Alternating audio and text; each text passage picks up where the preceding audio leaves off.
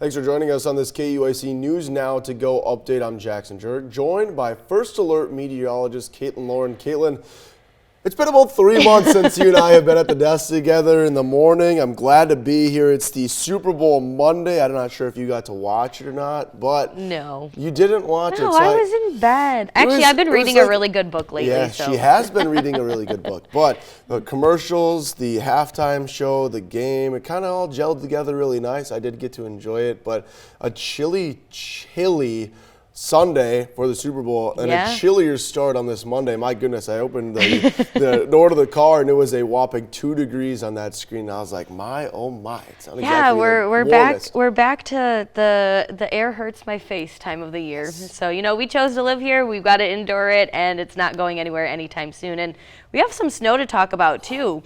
Actually, for the whole area, or maybe most of the area, this is what it looks like right now out in Windham. Take a look at those clouds. You don't really see a lot of texture in the clouds. And if you look closely, you can see some snowflakes flying by the screen. Now, keep in mind, their winds are very light, so that is not blowing snow. That is snow that is actively falling, and we know that because there's also no texture in the sky. That's what it looks like out in Windham right now. Still a little bit of a dusting starting to form on the roads. Satellite radar imagery showing that snow really starting to creep into southwestern Minnesota and northwestern Iowa. With those areas looking at the most amount of snow today, the National Weather Service has issued a winter weather advisory for far southwestern Minnesota and north central to northwestern Iowa with the accumulation that they might see down there. I'll have more details on that accumulation and when we could potentially see some light snow up here in Mankato coming up shortly. Jackson? Wonderful. Thank you very much, Caitlin. We'll start in New Orleans for the second time. The Vince Lombardi Trophy is headed to Philadelphia. Eagles fly in Super Bowl 59. Philadelphia is once again the city of champions this morning. The Eagles claiming the Super Bowl with a dominant 40-22 win over the two-time defending champion Kansas City Chiefs. Jalen Hurts named Super Bowl MVP with almost 300 yards of total offense and 3 touchdowns as he led the team to its second Lombardi Trophy in team history. It was a surprisingly one-sided title game that sent the Eagles to the top. Back here in Minnesota, the Minnesota legislature is coming off a busy week as House DFLers and Republicans finally came to an agreement to convene. Now, both parties are ready to continue this legislative session together. Our Quinn Gorham reports from St. Paul. It was quite an eventful week in the Minnesota legislature this week. We finally saw the House come to an agreement on a power-sharing deal that brought the DFL back into the House chambers for the first time since 2024. The House convened for the first time on Thursday under the rules of that new power-sharing agreement. The agreement lets Representative Lisa Damith, a Republican, hold the Speaker of the House position for the next 2 years. Prior agreements didn't have Damith as the Speaker, but rather as a co-speaker or speaker in name only for the next 2 years. Now, Damith will hold the gavel for the rest of the legislative biennium. The other important piece of this is committee assignments. For the time where Republicans have a majority in the House, they'll also have control of committees in the House. That means that Republicans will control and have chairs on each committee in the Minnesota House. Once the chamber returns to a tie, which it likely will following a special election in March, the two parties will then share committee leadership, having co-chairs on each legislative committee. The only exception to that is a brand new fraud committee that Republicans requested be made this year. That will have a 5-3 Republican slant, even after a tie returns to the Minnesota House chambers. The power-sharing deal was obviously the biggest news of the week, as it means the Minnesota House can finally start getting to work on bills this year. But in the Minnesota Senate, there was some movement as well. We saw Senator Doran Clark get sworn in the Minnesota Senate on Monday. Immediately afterwards, DFLers motioned to break off the power-sharing agreement that the two parties have had since the start of the legislative session. That's all you need to know from the Minnesota legislature over this past week. Reporting in St. Paul, I'm Quinn Gorham.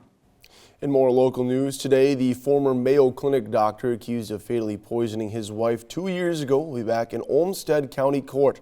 Connor Bowman, charged with first-degree murder, has a contested ominous hearing at 9 this morning. In December, his defense requested a continuance after an investigator had to step away from the case due to personal reasons. The state says it's possible it will call one witness at today's hearing. Connor's wife, Betty, passed away in August of 2023.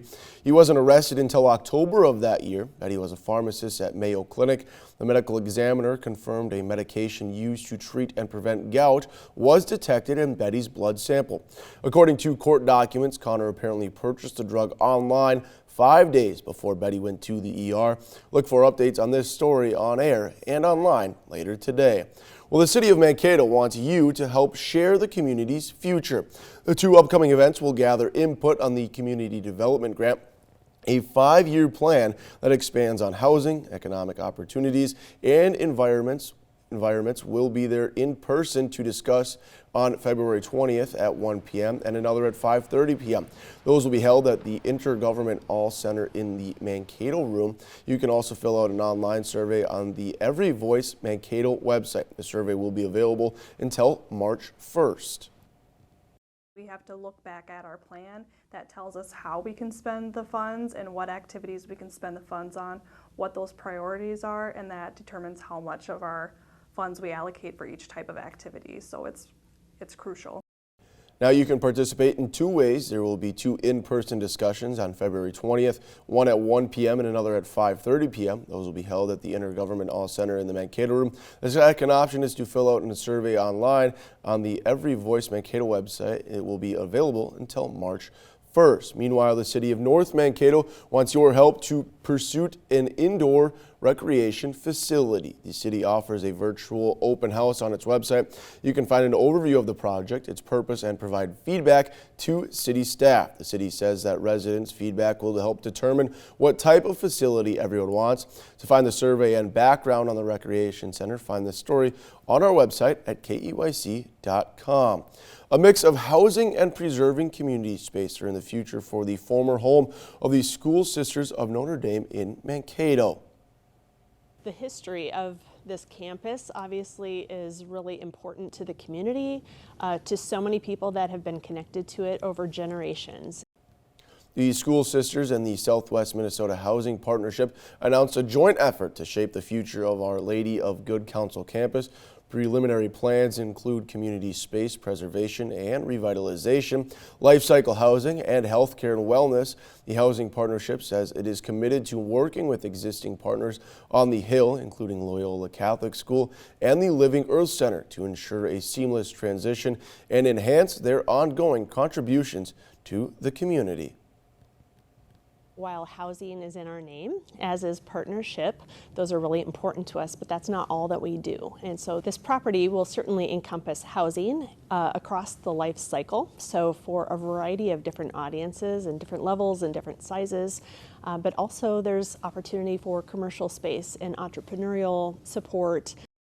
The School Sisters arrived in Mankato in 1865 and moved out in 2022. This is the second development deal that has been announced for their former home. The first was dropped due to neighborhood backlash. It could be another whirlwind week for the international trade. President Donald Trump says he will announce new reciprocal tariffs tomorrow or Wednesday. Today he plans to target steel and aluminum imports. Amy Kiley reports. This escalation is not going to be helpful. President Donald Trump says he's announcing a number of new tariffs this week, starting today. Any steel coming into the United States is going to have a 25% tariff. What about aluminum, sir? Aluminum, too. Canada produces about a quarter of U.S. steel imports. Mexico supplies about half that. Analysts say the upside of the tariffs is they might help domestic producers. U.S. Steel Corporation is struggling so much it unsuccessfully tried to sell itself to a Japanese company last month. Some economists say the downside of tariffs could be higher prices for Americans. They point to other duties on metals that Trump imposed in his first term. It was sort of a situation where an eye for an eye left everybody blind. Also today, new Chinese tariffs on some U.S. goods begin. They're 15% for certain types of coal and liquefied natural gas, and 10% for crude oil, certain vehicles, and farm equipment. China says, quote, trade and tariff wars have no winners. but it says it's responding to Trump's new tariff on Chinese products. Those force American businesses to pay 10% extra as a kind of tax on Chinese imports over $800. Many economists say that could be inflationary. When you're dealing with the Chinese government, you really are looking to try to find a way that nobody really looks bad. I'm Mimi Kiley reporting.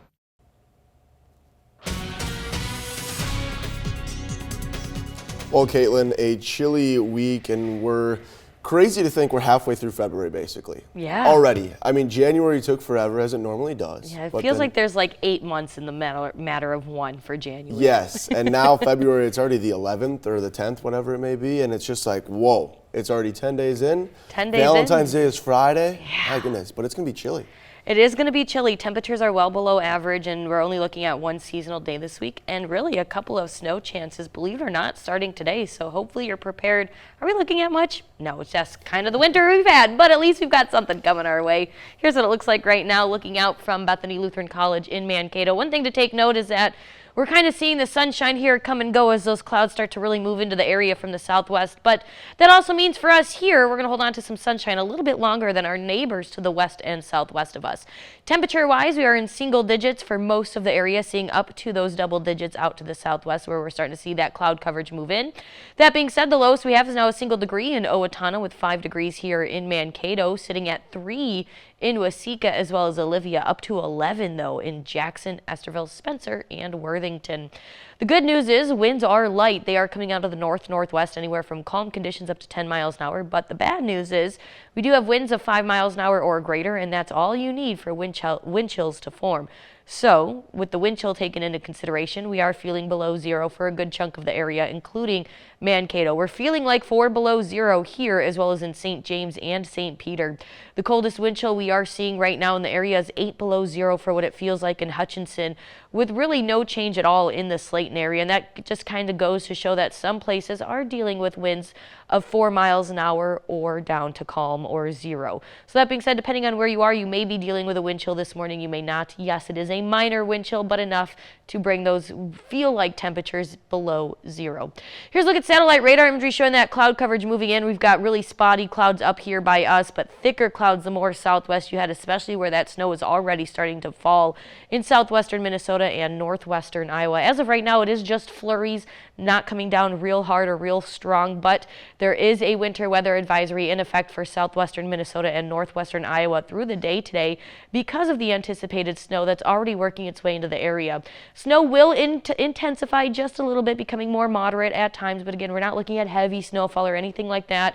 As we go through the afternoon hours, some of that snow may reach up into our area here in Mankato, New Ulm, and maybe even Redwood Falls, but those of us up here will, or should only, I should say, see flurries, where those that are along I-90 and south of I-90 into northern Iowa could see a little bit heavier snowfall at times, which is why those areas are sitting under that winter weather advisory through the day today. Now, the good news is, as we go through the overnight hours, by midnight, that's going to clear up, and those clouds will follow quickly behind, making way for clear skies by tomorrow morning. But that also means we're losing that blanket of heat above us for the overnight hours, so you can only imagine it's going to get quite cold out there.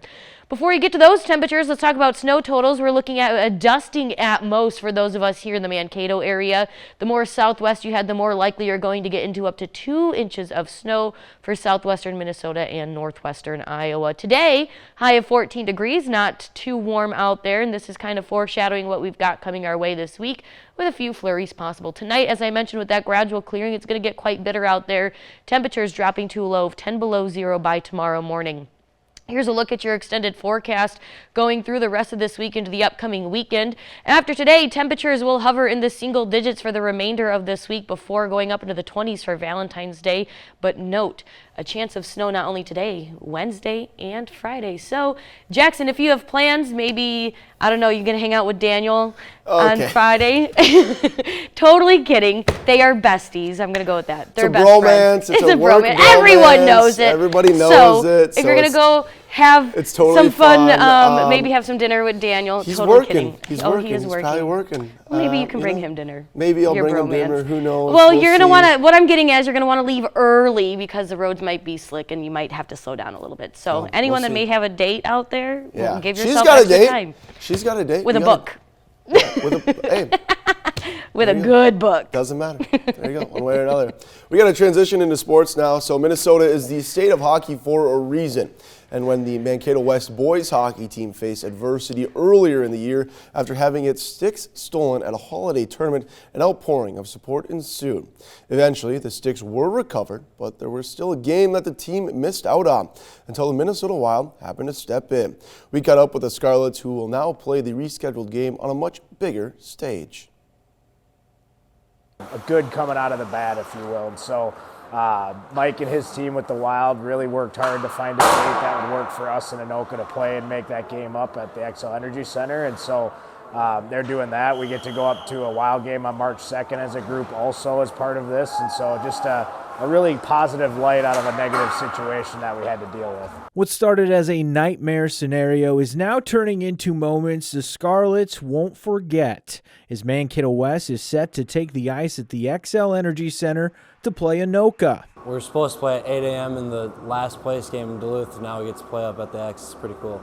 The Minnesota Wild, along with countless others stepping in to help out the Scarlets after an unfortunate and odd situation that left players without their sticks and unable to compete. We were so flustered and confused that morning. We never would have thought any of this would have came to this level. Coaches were getting mad at us because they thought we screwed it up, and then we were trying to tell them that it was a bizarre situation and we don't know what happened to them.